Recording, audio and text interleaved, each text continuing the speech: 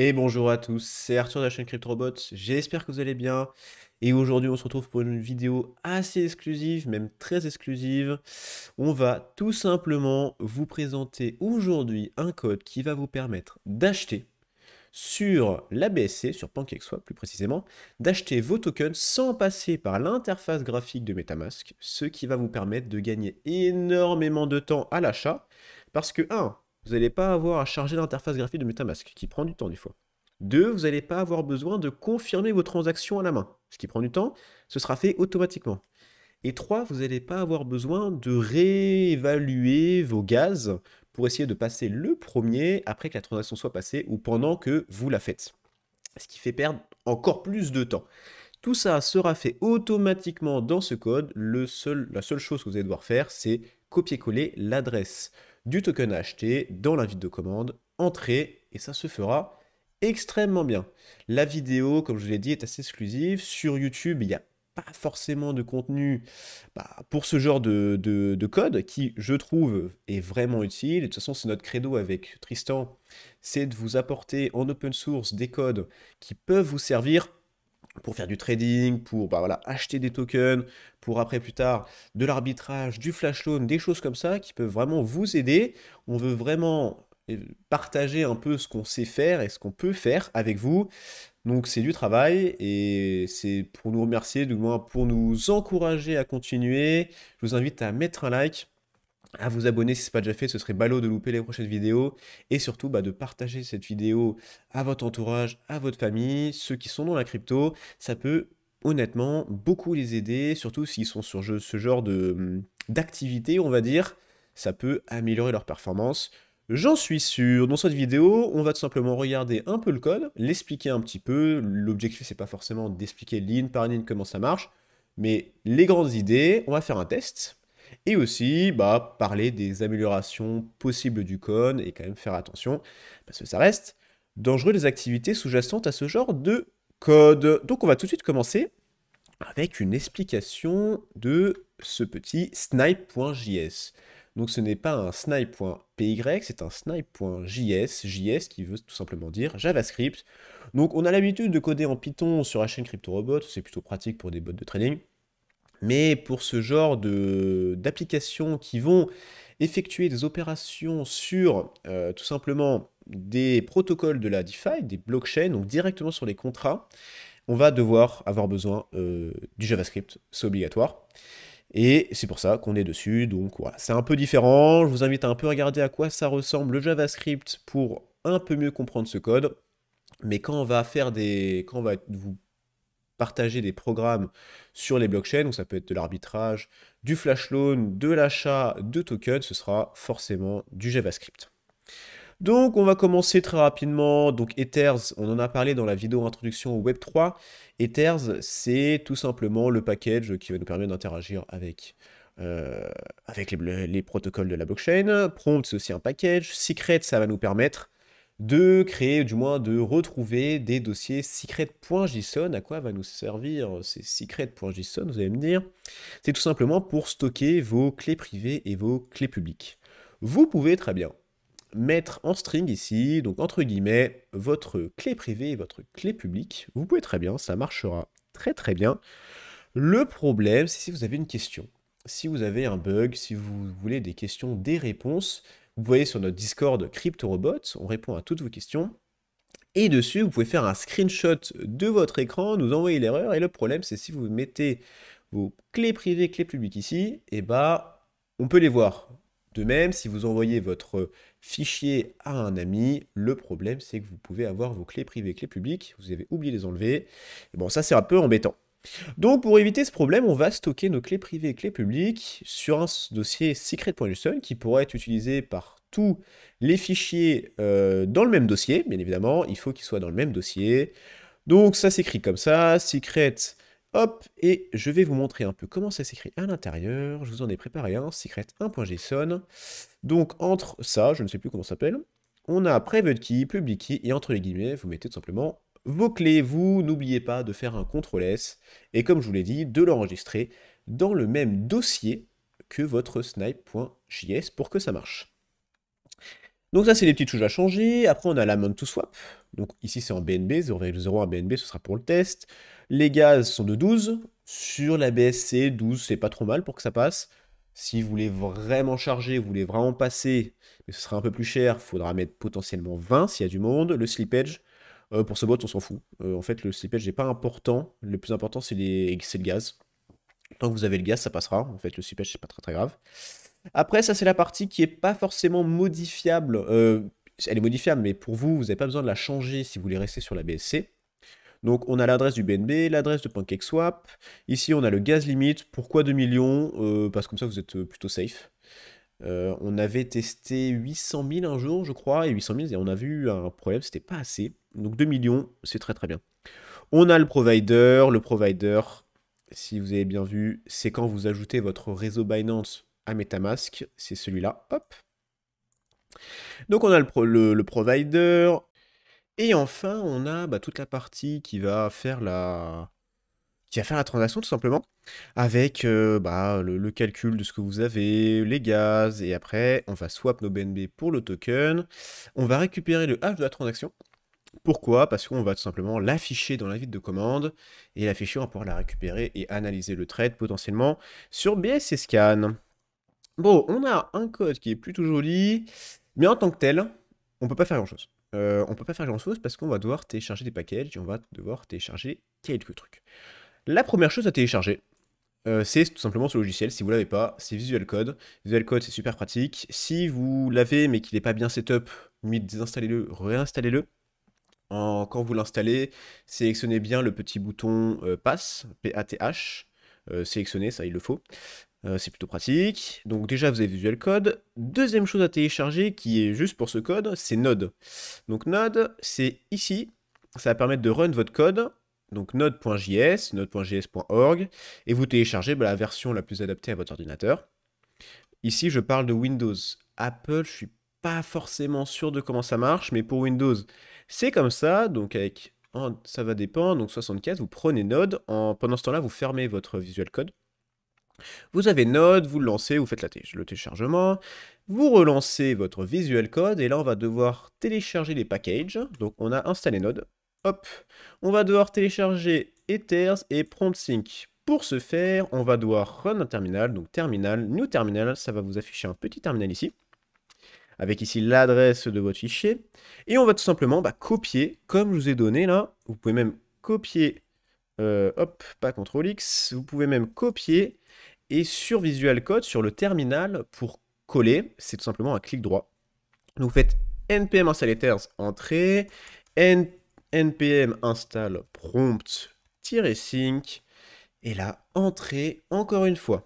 Là, vous avez vos packages ethers et vos packages prompt qui vont pouvoir être lus par le code, simplement, pour vos fonctions. Donc là, on a tout téléchargé. Et pour run un code, rien de plus simple. On va faire node, plus loin, ce qu'on a téléchargé, le fichier. Donc vous pouvez faire tab, et ça va, vous allez jusqu'au votre fichier secret snipe.json. Pour ce faire, après, vous allez entrer. Hop, il va vous demander votre input token adresse. Ce sera tout simplement le token que vous allez vouloir swap. Quand vous allez avoir des launches, vous allez avoir deux types de launch. Soit un launch qui vous donne le contrat avant le launch. Donc vous pouvez très bien, le launch, donc vous pouvez très bien copier directement l'adresse et dès que la liquidité arrive, hop, vous faites entrer, ça achète.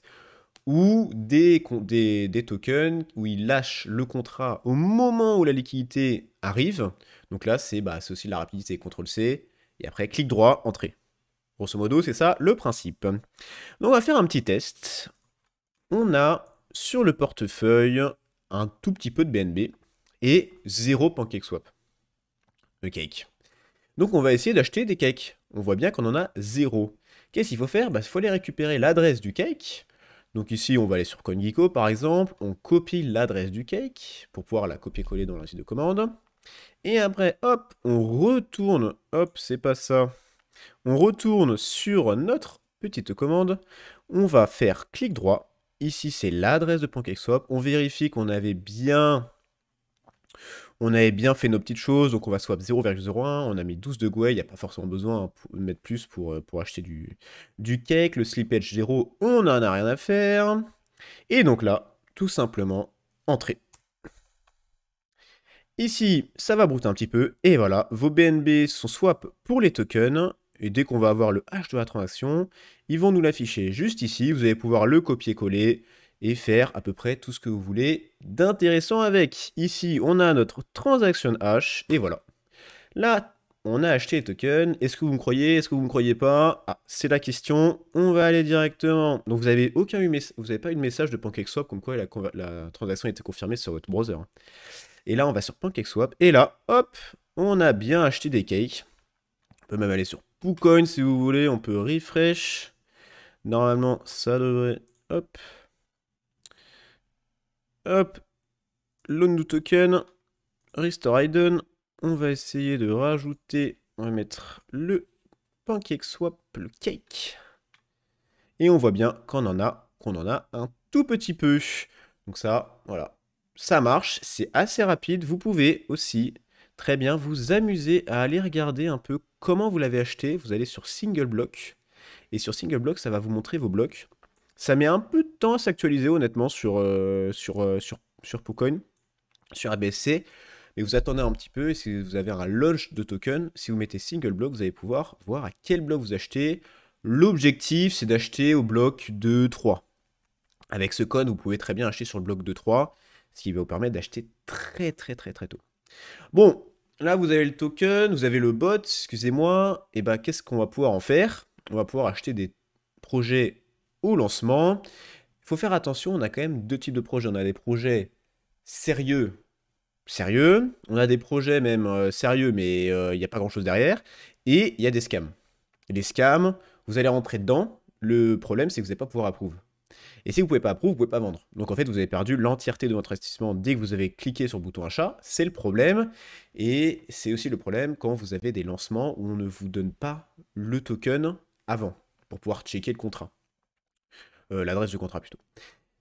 Donc là, on va regarder deux petits exemples. Donc par exemple, le Gucci Cake. Je ne sais pas si vous avez connu, si vous êtes rentré dedans à l'époque, courant fin août à peu près. Et bah ici, donc là, il ne s'est pas passé grand-chose. 8%, ils avaient sûrement pas dû lancer le truc. Et là, en 1 minute, on a une bougie de 1000%. Ça veut dire qu'en 1 minute, il y a eu 1034% d'augmentation depuis la minute d'avant. Ce qui fait que si vous rentrez assez tôt, avec ce genre de bots, vous pouvez vraiment maximiser vos gains sur ce genre de token. Après, il faut faire attention, parce que ça descend très vite, c'est merde. Mais voilà, si vous êtes sur PancakeSwap, vous faites copier-coller, vous attendez que ça charge, vous devez confirmer. Après, vous devez changer les gaz, donc vous avez peut-être perdu 20-30 secondes, plus le temps que la transaction se fasse. Ça prend un temps monstre, vous avez perdu un temps monstre qu'avec ce bot, bon, au moins, c'est fait. Ça peut prendre du temps parce que voilà, il peut y avoir énormément de monde, mais au moins c'est fait, vous n'avez rien d'autre à faire, tout est setup.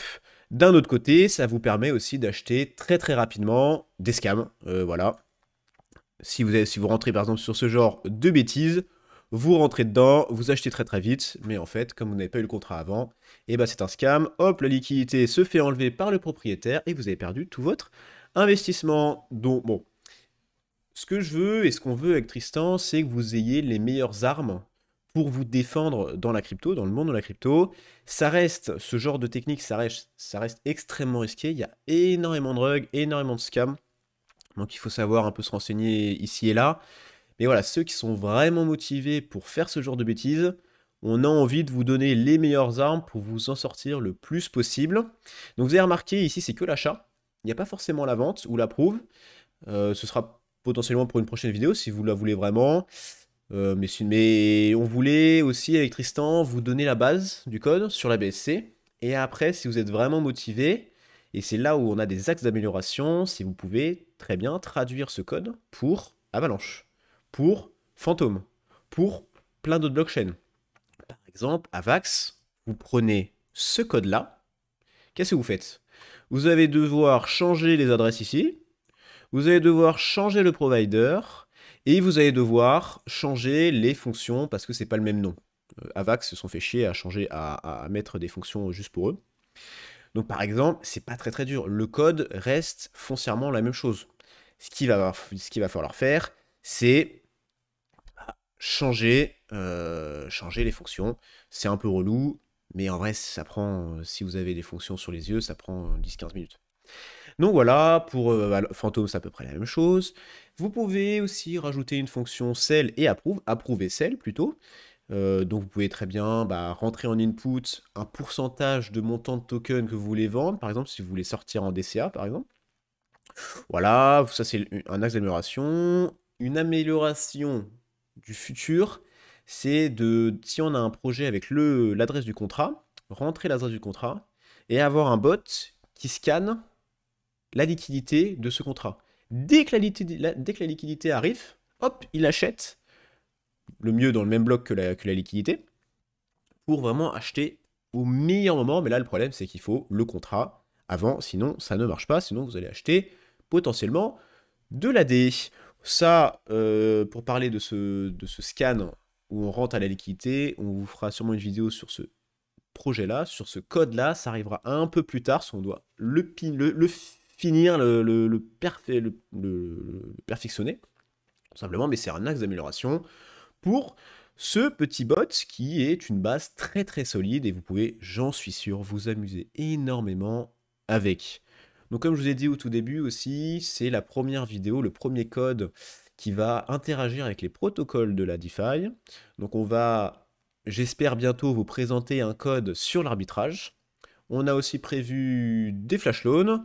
On a aussi prévu du scan de mempool, une update de celui-là avec un scan de la liquidité, mais aussi les flash loans, on fera plusieurs niveaux. On va commencer sur du centralisé, on va finir sur du décentralisé. Et en fait, si vous apprenez un peu à coder, vous êtes curieux, il y a énormément de choses à faire. Des petits projets, voilà, à faire. Et c'est ça qui est super agréable dans la crypto, c'est que si vous êtes curieux, vous allez être récompensé à coup sûr. Bon, la vidéo est terminée, je crois que je vous ai tout présenté, le code, je vous ai montré qu'il marche, de toute façon il sera en open source, donc si vous n'êtes pas convaincu, vous pourrez le tester, n'oubliez pas à installer ce qu'il faut installer. Si vous avez des questions, n'hésitez pas à venir sur notre channel Discord, je crois que je vais créer un petit channel pour ce bot en particulier, comme ça on va répondre à toutes les questions. Ce sera beaucoup plus facile, n'hésitez pas à vous abonner si ce n'est pas déjà fait, ça nous aide énormément, à mettre un like, à en parler autour de vous, on se développe, merci beaucoup. On est très très content de comment se développe la chaîne. On est plus que content avec Tristan. Et pour ma part, je vous souhaite une très très bonne journée et on se retrouve très bientôt pour une prochaine vidéo. À toutes.